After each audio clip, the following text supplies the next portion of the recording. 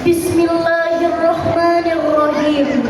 Uhayyikum ma'asyiral ikhwani jami'an bitahiyatul Islam.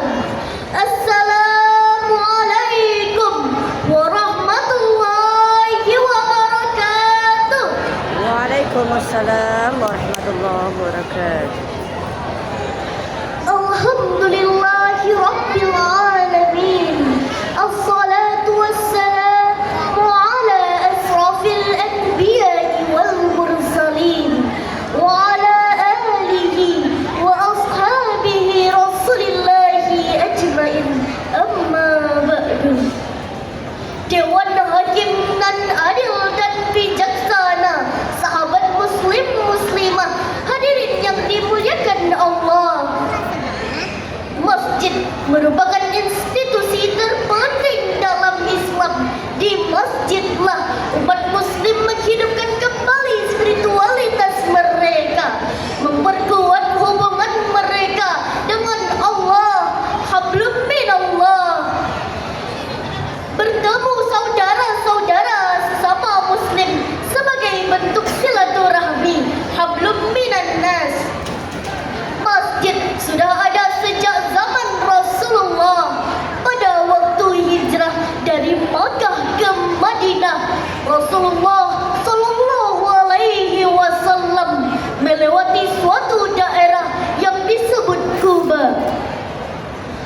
Di sana beliau membangun masjid pertama pada zaman kenabiannya.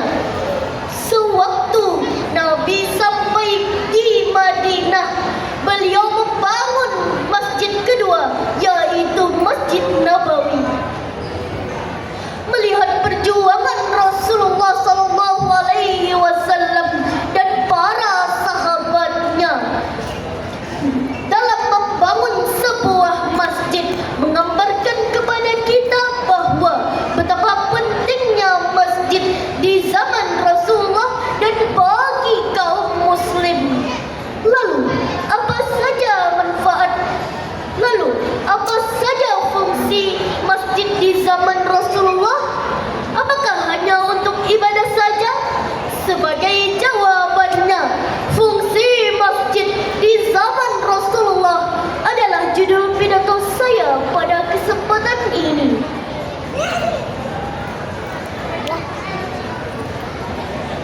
Dari segi peruntukannya, masjid setara dengan surau, musala, dan langgar. Surau berasal dari bahasa Melayu yang artinya sama dengan musala dan langgar. Persamaan surau dan musala adalah sama-sama dipergunakan untuk ibadah. Sementara perbedaannya, surau tidak dipergunakan sebagai tempat solat Jumat dan solat berjamaah dengan skala besar, sedangkan masjid dipergunakan untuk solat Jumat dan solat berjamaah dengan berskala besar. Dewan Hakim nan adil dan bijaksana, sahabat muslim muslimah, hadirin yang dimuliakan Allah. Kemudian, apa saja fungsi masjid di zaman Rasulullah? Pada kesempatan ini, saya akan mengucapkan 3 saja fungsi masjid di zaman Rasulullah. Yang pertama, fungsi masjid di zaman Rasulullah adalah sebagai tempat ibadah.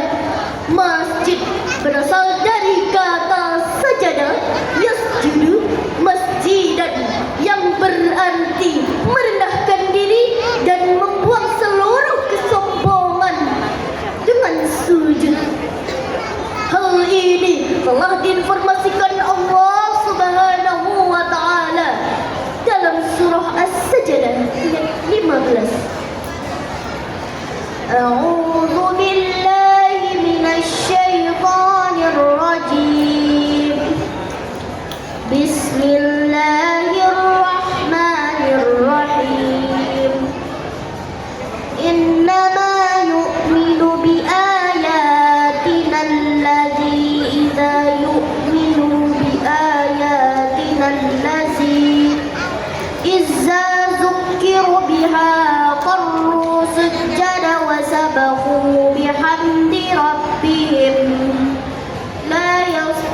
kafirun.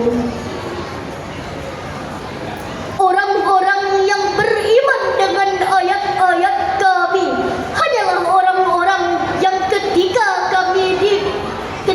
kami peringatinya dengannya ayat-ayat kami, mereka pun menyungkur sujud dan tunduk dengan Allah serta memuji Tuhannya, dan mereka tidak menyombongkan diri.